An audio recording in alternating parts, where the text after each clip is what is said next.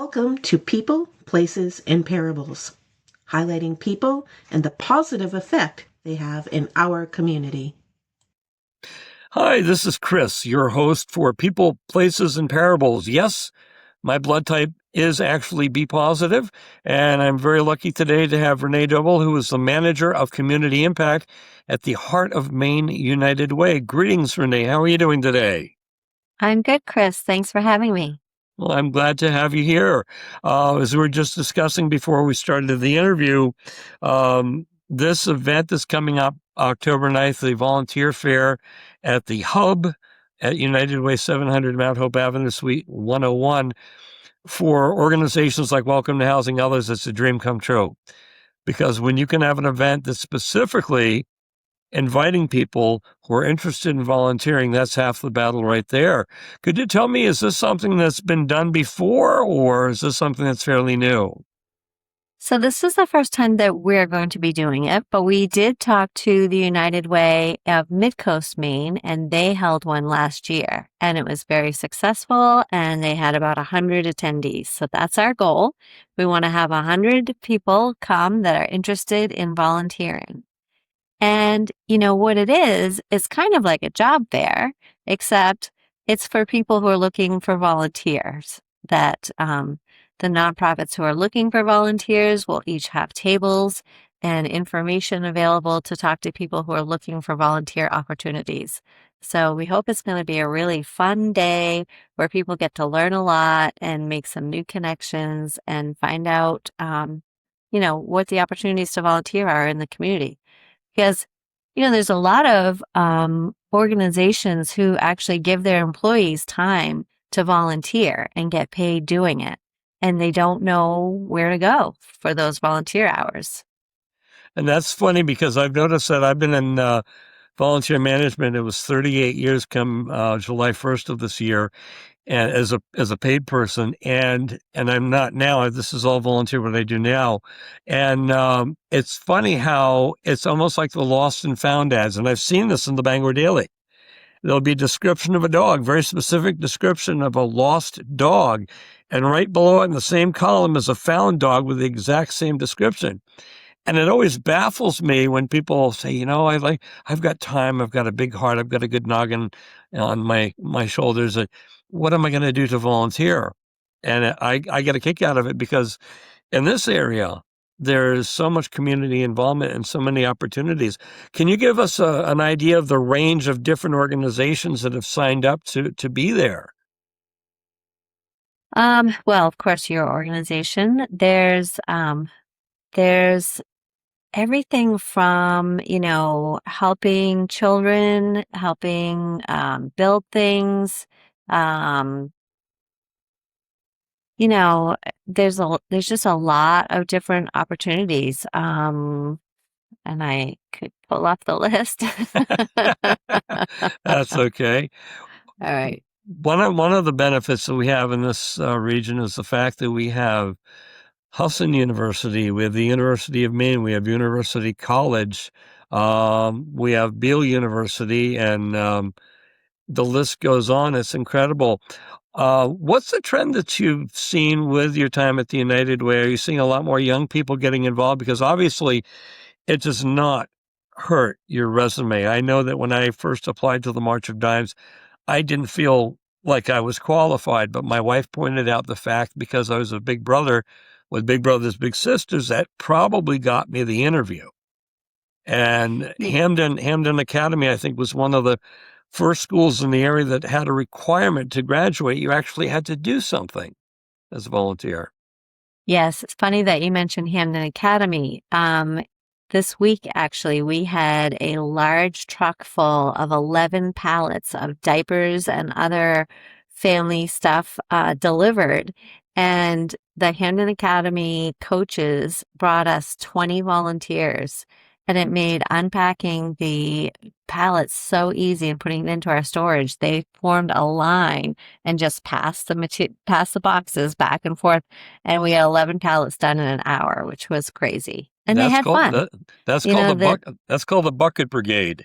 Right. Yeah. And and the kids were having fun and they were laughing and, they were excited to see what was coming in. And it was just a really fun experience. And so we look forward to partnering with them again in the future and with other schools as well. Because I know that there are a lot of schools that do have a volunteer requirement, either to graduate or to be in like the NHS, National Honor Society clubs. Key clubs often want volunteerism. And I do agree with you that volunteerism is very important for getting your next job or even finding out what's out there and what you might want to do for a job. And it gives you good experience. And the interesting thing, I don't know if how old you are, but I know that growing up in the 70s, I was born in the 60s, and I remember for years, especially after moving to Maine, if you volunteered to do anything, you might as well have had a bullseye on you. Oh, he's volunteering, he's doing it for some ulterior motive, let's pick on him. And Yeah. it's shifted around. And I remember, I believe it was the elder George Bush, when he was president, 1,000 Points of Light, he said there are more people than there are problems, so things will get done. And it's absolutely fabulous. So how is the United Way getting the word out? Is it to businesses? Is it to clubs? Is it to schools? Where's the information going out to bring people in the door? Yeah, we're trying all of that. So we're actually going to be sending it out to the media to get it out on social media, on the news, on the radio. We've reached out to some of our nonprofit partners already. And I know actually Literacy Volunteers is one of the ones that will be coming. Yeah, kind of word of mouth, social media, everywhere we can get somebody to listen to us. That's where we're going to put it. Mary Marion Taylor is a wonderful lady. I remember her when she was Mary Lyon. Literacy Volunteers is a wonderful program. At Hope House, we actually had a volunteer come in to help with literacy for some of the clients who basically started using drugs and alcohol at a young age. And I never understood what arrested development was until I could never help but overhear a counselor talking with a young man who's probably early 20s. And he said, this is the first time I've been clean and sober since I was about 13 or 14. And all of a sudden, and I knew this guy from his voice, and I knew him in the hallway. I'm like, that's why this guy is in his 20s and he's acting like he's 13 or 14. Because when he started using, it basically chopped his development. It brought it to a halt. And now, getting sober and so forth. But I remember one particular gentleman who said he was so glad that he was there getting the training to learn how to read instead of, and his words, not mine, out burglarizing somebody's home. So, so how long have you been with the United Way, Renee? About 6 months. I started here Excellent. in February, yes. Excellent. Now, in terms of if people are interested in checking out this volunteer fair, what are some of the things that they should know when they come? I mean, obviously, have an open mind and an open heart, and probably something to keep notes on. But what are some of the other things that they might want to consider? Yeah, I think consider, what they might have for skills that they could offer a nonprofit. A lot of times, nonprofits run on very small budgets, very small staff, and they really rely on the volunteers to come and do some of the skilled jobs as well as, just the manual labor type jobs. So I think people don't always realize how much they have to offer. And so I think, maybe if you can think about what are some things that you're good at or that you enjoy doing before you come in, and then maybe you'll see an opportunity that really matches and is something that you care a lot about, because then it's so much fun. It's so much fun to give back, especially when it's something that you feel like you're giving something of yourself that you have to contribute that other people maybe don't. And that's a good point, too, because one of the things that I learned early on working with volunteers is never assume, for instance, if you have somebody that works at a bank, maybe being the treasurer is the last thing that they want to do. What I've Yeah. always discovered is people have a lot of skills of things that they do and love outside of work, and quite oftentimes never have a chance to really develop until their retirement. We had a volunteer years ago that was in the military, and I never asked what his skills were. And he was a jovial guy. He worked for Weber Oil. He ended up getting married to a woman with a hearing impairment. He learned ASL so he could communicate with her. And one day I said, it was during the first Gulf War, and I said, "Where's Jerry? Has he gone over to overseas?" "Oh no, he's stateside." Just out of curiosity, what does he do? And one of the people who's closer to him said, "Oh, he's a demolitions expert." And I just lost it. I mean, number one, he's got all 10 fingers. Number two, I just had this mental picture of Jerry, and Jerry was the king of dad jokes. He had a great sense of humor, and I could just see him with a pair of wire cutters. "Okay, red or blue? You sure? Red or blue?" And it's just fabulous. What are some of the people that you've run across that are volunteering that you've seen come in? What are some of the success stories that you've seen where somebody comes in and says, "I'd like to get involved," and have you seen them go on to something that was a good fit? So we had an opportunity at the Boys and Girls Club of Bangor where some volunteers went and helped put together um, a little garden area for the students, and they worked with the students. And I think that they found out how much fun it is to work alongside some kids and really get them to open up and talk to them. And I think they really saw that you go home feeling so much better about yourself and about what you've done and the time that you've spent. The other thing that we do here at the United Way is we have bundle box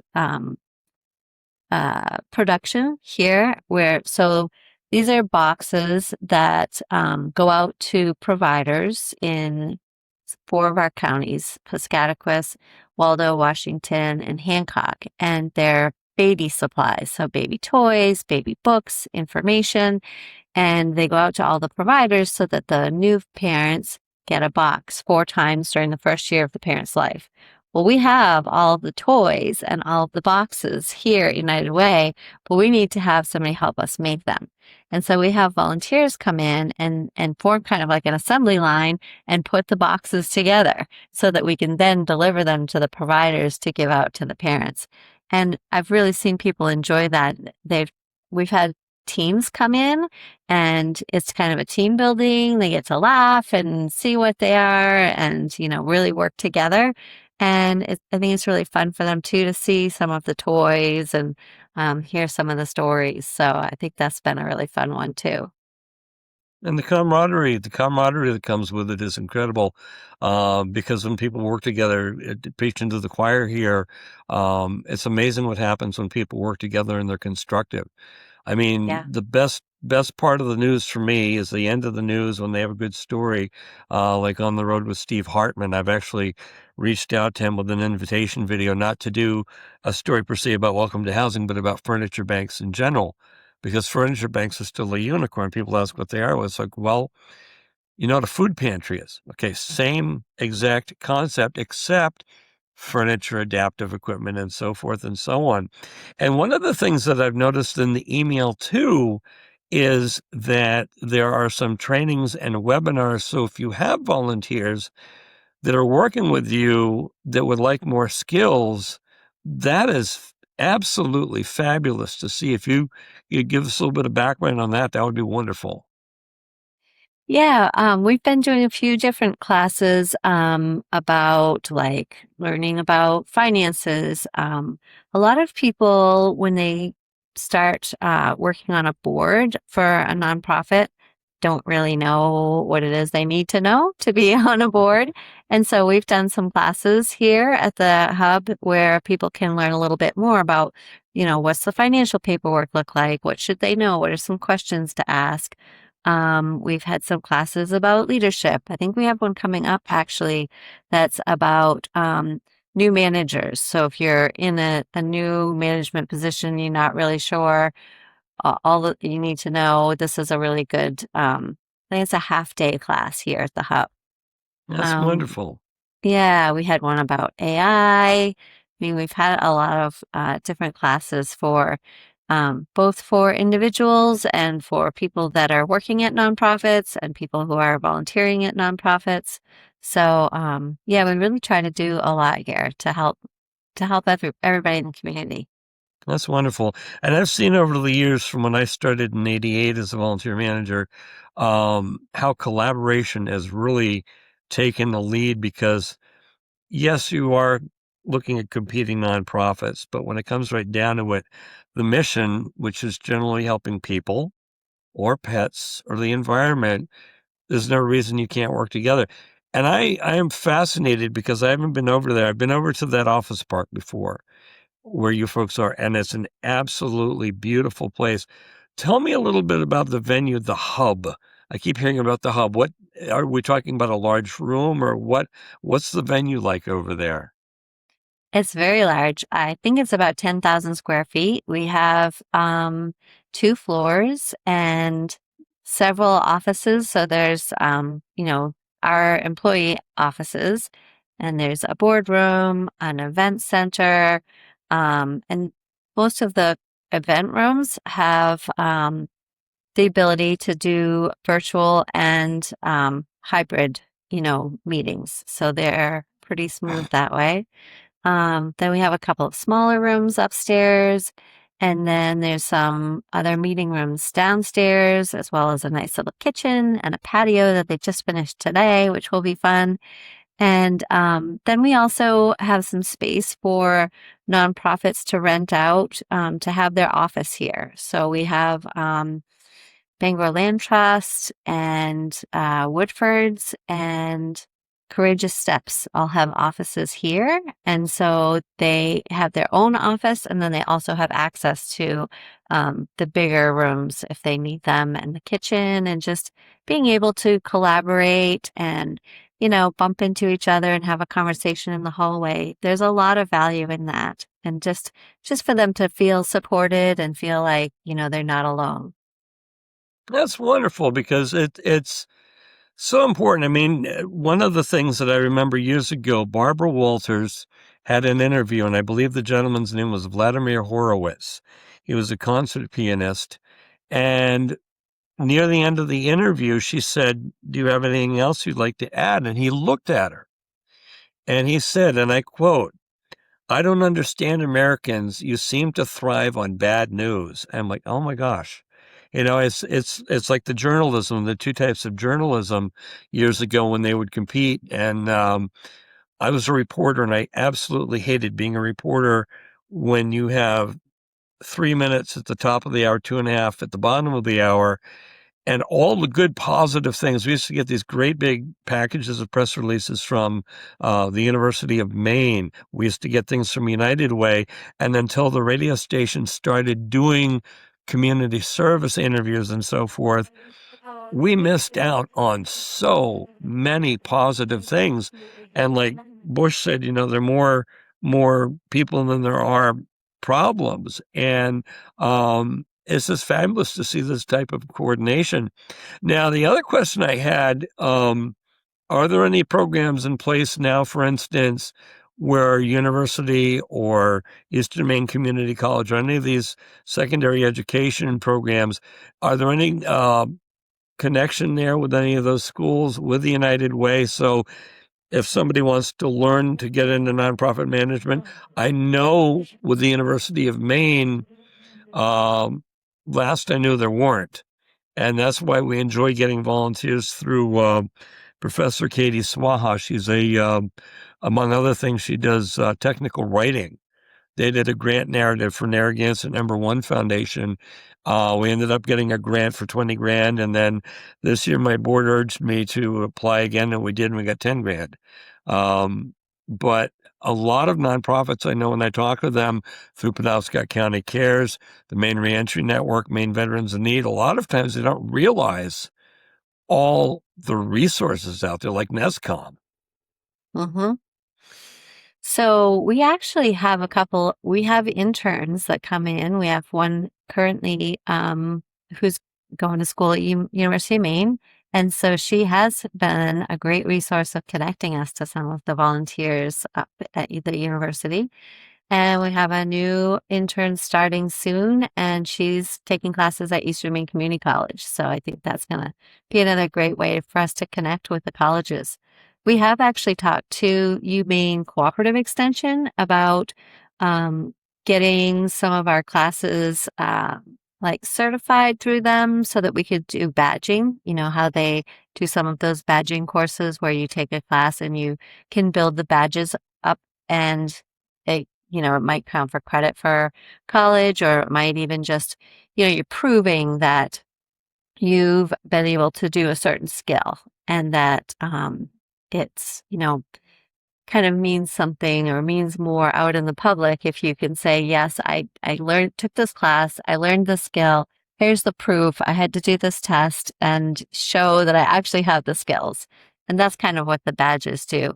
And we're actually working with them to see if we can get the board leadership class on that. So that would be exciting.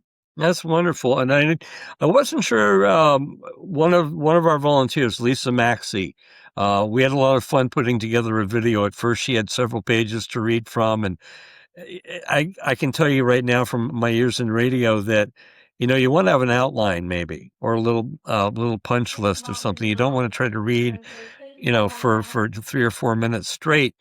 But we ended up having her doing an improv one where she had a couple of facts in there, and she ended up getting accepted to the Bangor Regional Leadership Institute, and that's part of the chamber.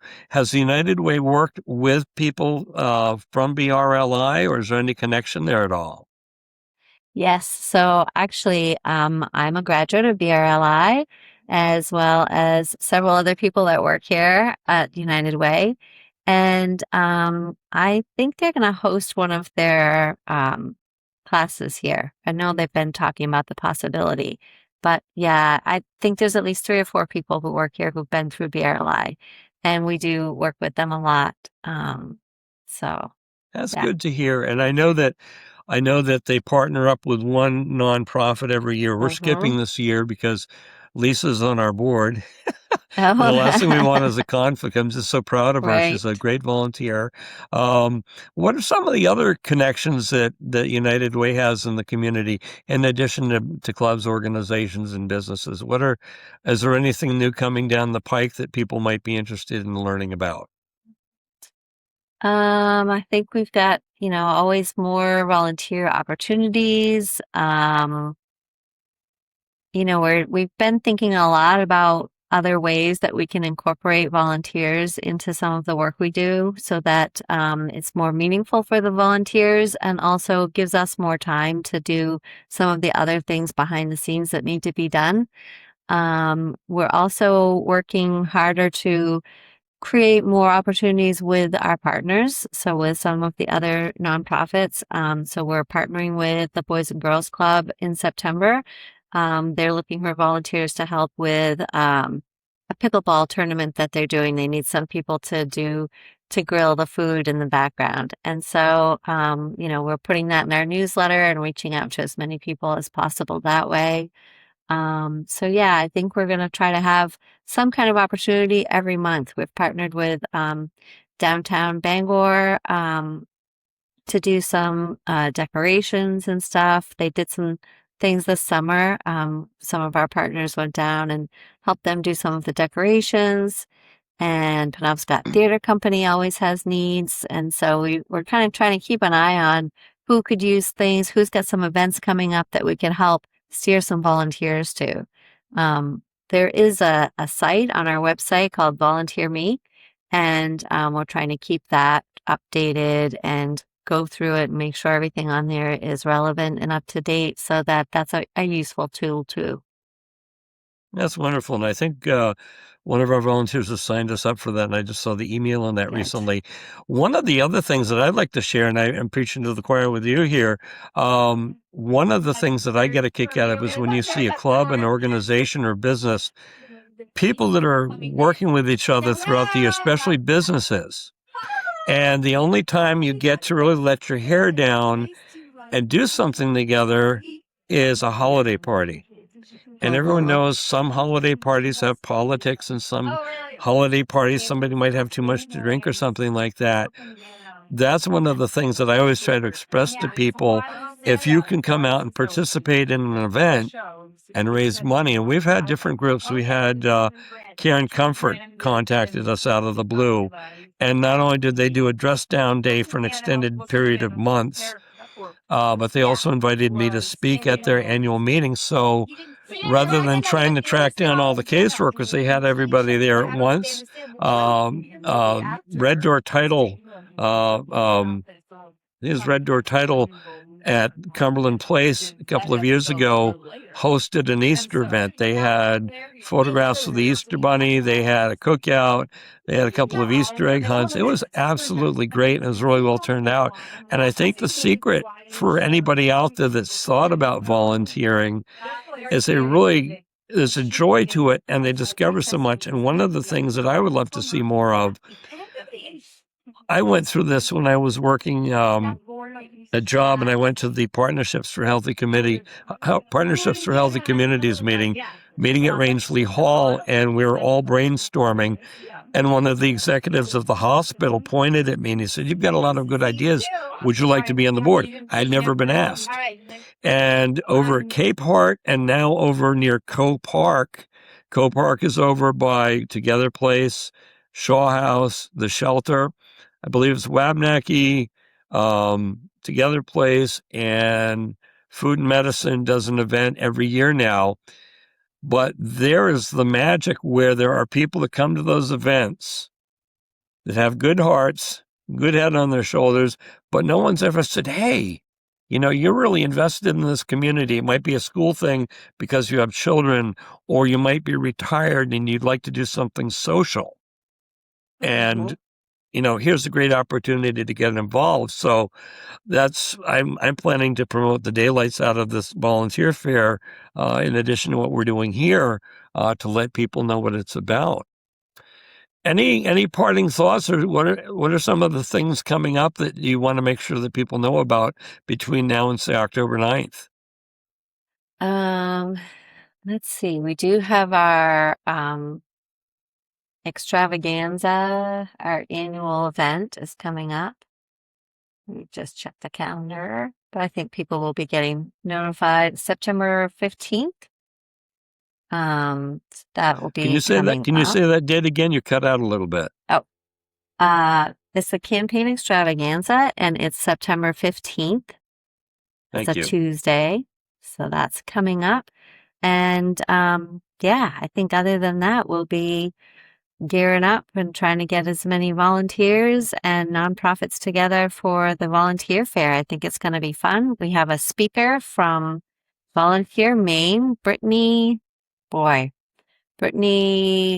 Glixner Hyatt of Volunteer Maine. But she's the director of Volunteer Maine, and I think she'll be very interesting to hear from. We're going to have free lunch that day, so I think it's going to be a really fun day. Excellent. And I wasn't sure if you were familiar with Penobscot County Cares that Doug Dunbar runs, but I'm going to make sure that you get an email. Okay. They meet every other Thursday, and it runs from 4 to 5 on those Thursdays. It's a great group of people, and you would be amazed. I'm always amazed at how many small nonprofits are out there. Last count for Welcome to Housing, for instance, we have had people come from over 80 different organizations, and almost anytime I check the email or get a phone call, there's an organization I haven't heard about. So it's nice to see people picking up the slack and helping where they can. Yes, Excellent. definitely. Yeah. Well, it's been an absolute pleasure to talk with you, Renee. And for those of you out there listening, and I'm going to make sure it's in the comment section on YouTube and on Spotify, October 9th from 10 to 2 at the United Way's The Hub, 700 Mount Hope Avenue. If you're familiar with Bangor, if you go off of Hogan Road, instead of turning towards Channel 2, you take the other side of Mount Hope Avenue, and it's beautiful, beautiful office park nestled in the trees. Yes, it's a Again, lot of fun. And you'll get to go through the whole building because we're going to have the nonprofits in different offices throughout the building. So it'll be a good chance to tour the whole place. beautiful. Again, thank you so much, Renee, if you can hold on for just one moment. And thank you for joining us today, everybody, at People, Places, and Parables. Thank you.